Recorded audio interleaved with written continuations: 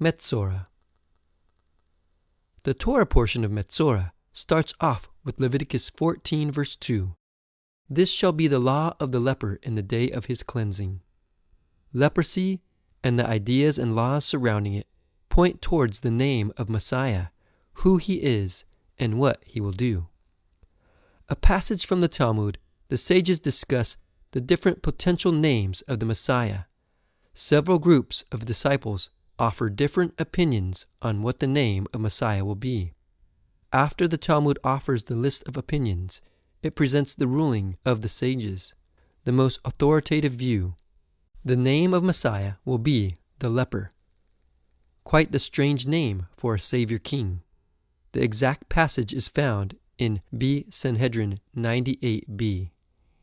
And the rabbis say, his name is the leper, as it is said in Isaiah 53 verse 4, surely our sicknesses he himself bore, and our sorrows he carried. Yet we ourselves esteemed him stricken, smitten of God, and afflicted. This name might be the result of wordplay. The word used for the leper in this passage is the Aramaic word chivera, which is similar to the Hebrew word havura, scourging, an important attribute mentioned in Isaiah 53 verse 5 in the description of the suffering servant. He was pierced through our transgressions. He was crushed for our iniquities. The chastening of our well-being fell upon him, and by his scourging, chavura, we are healed.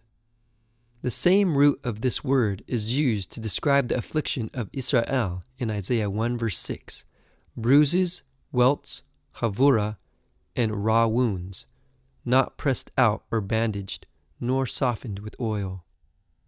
Because of these connections and a couple others, the sages referred to the suffering Messiah, Messiah son of Yosef, as the leper.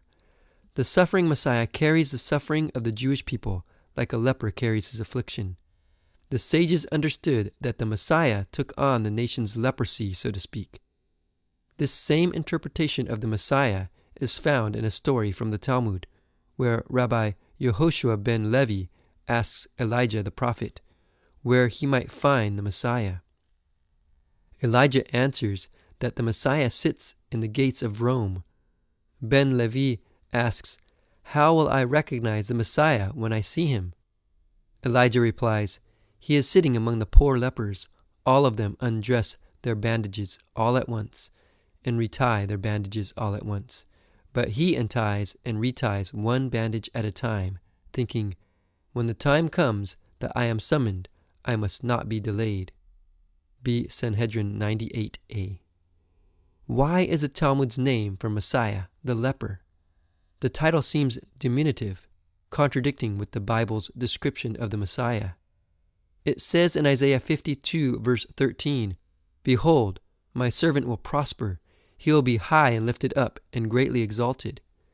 Adding on to this, the Bible lists the Messiah as the wisest of all men, exalted above Avraham, Isaac, Yaakov, Moshe, and even the angels. It says that his stature will exceed all the great men and kings on earth. There has to be some deeper meaning to the Talmudic name of the Messiah, the leper. A Chasidic passage explores this deeper meaning.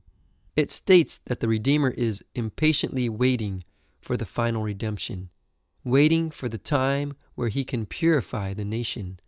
But until that happens, he is personally suffering from the pain of Israel's leprous-like affliction, the agony of the ongoing exile. For as long as the exile persists, the Messiah is called the leper. The Messiah is pure and perfect, his affliction referring to the condition of exile. The day of his purification refers to the coming redemption, when the Messiah will be revealed, his leprosy will fall away, and his righteousness will be revealed to all. The final redemption will demonstrate how, in Messiah, Leviticus 14 verse 13 will be fulfilled. The infection, negah, of leprosy has been healed in the leper. The Talmud calls the Messiah the leper, but the full quotation refers to the Messiah as the leper of the house of Rabbi, which could also mean the leper of the house of study, or the leper scholar.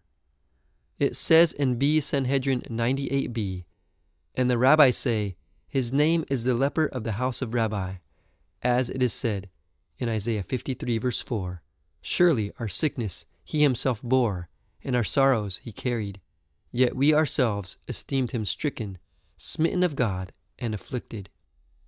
The phrase leper of the house of Rabbi must have been corrupted, as it should have followed the formula presented by the previous opinions in the Talmud's discussion.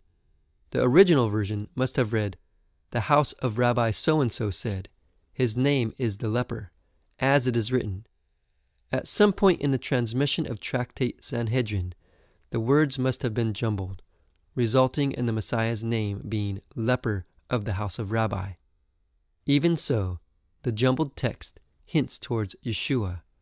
The house of Rabbi can be translated as the house of learning, referring to the place where rabbis, sages, and scribes spent all their time.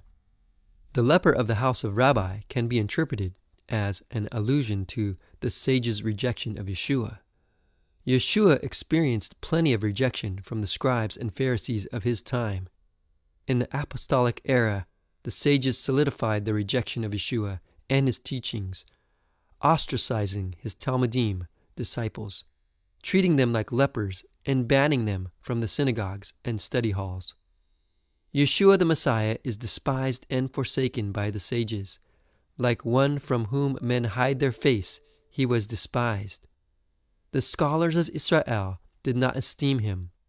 Surely he bore their grief, and their sorrows he carried. Yet the men of learning esteemed him stricken, smitten of God, and afflicted, as it says in Isaiah 53, verses 3 through 5. In this Torah portion, we learn about the leper and how leprosy illustrates the spiritual sickness of sin. At the same time, it points towards the pain and punishments that befall the nation of Israel for breaking the covenant. The leper represents Israel under international ostracization, driven into exile. The leprous house represents the corruption of the holy temple and its ultimate destruction. Because of these connections, Yeshua's emphasis on healing and cleansing lepers takes on a greater significance. Furthermore, Yeshua's contact with lepers strengthens his connection with the latter. Talmudic idea of the leper Messiah, who suffers on behalf of Israel. While you can still speak of leprosy as a literal biblical disease of tza'arat, an archetype for human disease and mortality, it is said that this disease is caused by the spiritual corruption of sin. That is a symbol for God's punishments. It is not that far of a leap to see the leprosy of the Bible as an allusion to the sorrows and sufferings of Israel's exile. In all cases of biblical leprosy, Yeshua offers a solution. As it says in Isaiah 53 verse 5, He was pierced for our transgressions, He was crushed for our iniquities. The punishment that brought us peace was upon Him, and by His wounds we are healed.